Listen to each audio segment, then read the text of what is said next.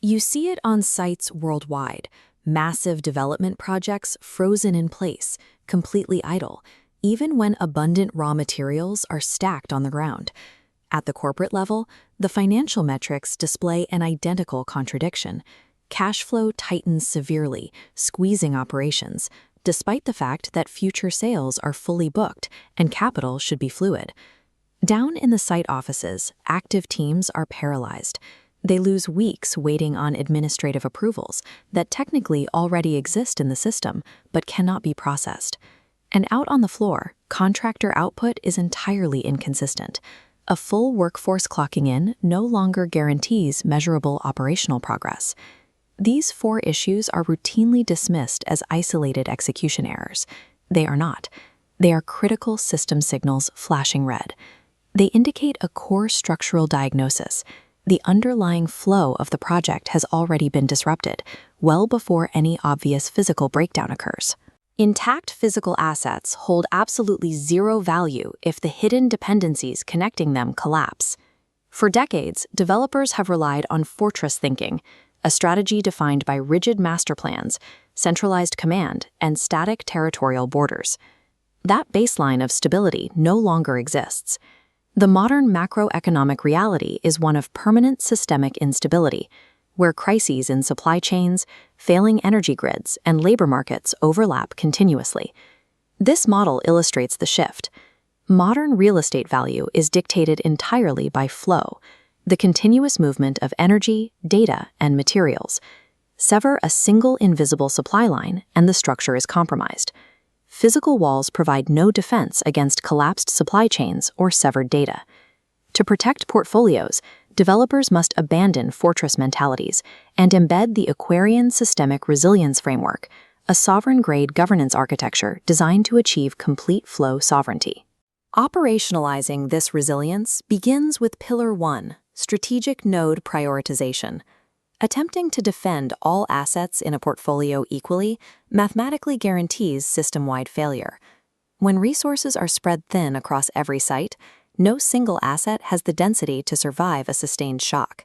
Instead, the doctrine requires asset vulnerability mapping, a rigorous audit of every physical and digital dependency feeding the portfolio.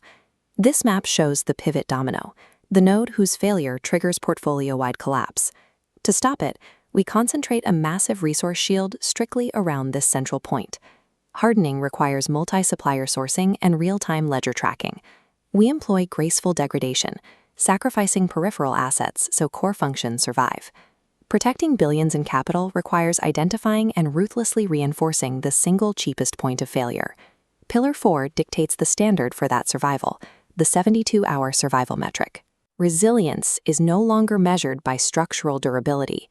It is measured in time, specifically guaranteed isolated runtime.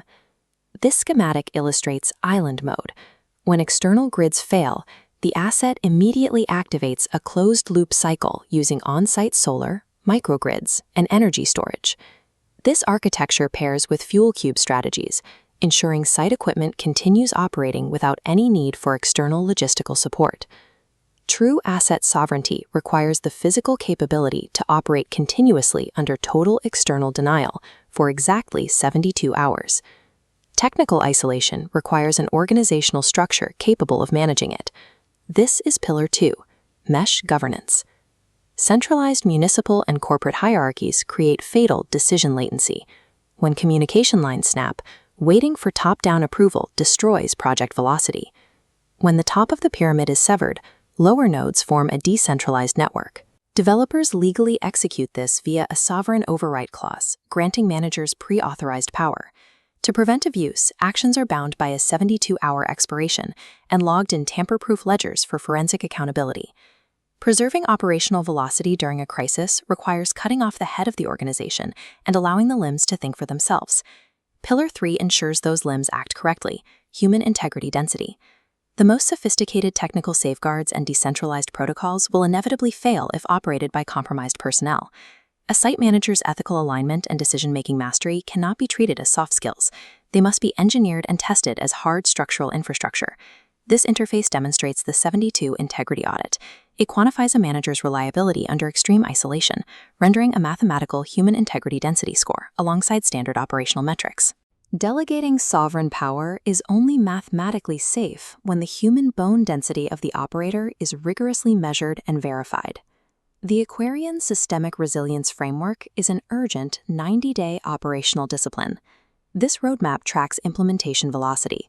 Phase 1 begins immediately, running a convergence assessment. By Phase 3, organizations execute integrity audits, finalizing micro-sovereign operators. Phase 4 calculates the financial value of hardening dependencies. By Phase 5, this systemic resilience value is presented for immediate budget deployment. The choice is binary: locate the system's failure point today or manage the catastrophic symptoms tomorrow. Systemic resilience is an aggressive capital protection instrument. By identifying and hardening pivot dominoes, organizations achieve loss compression. Integrating building information modeling and digital twins drastically reduces the massive liabilities associated with downtime. This graph illustrates the financial objective. While a standard portfolio suffers cascading failure during crises, the ASR portfolio flatlines through disruption, then spikes aggressively upward, securing the resilience dividend. Uninterrupted 72-hour operations allow hardened assets to absorb market share from distressed competitors.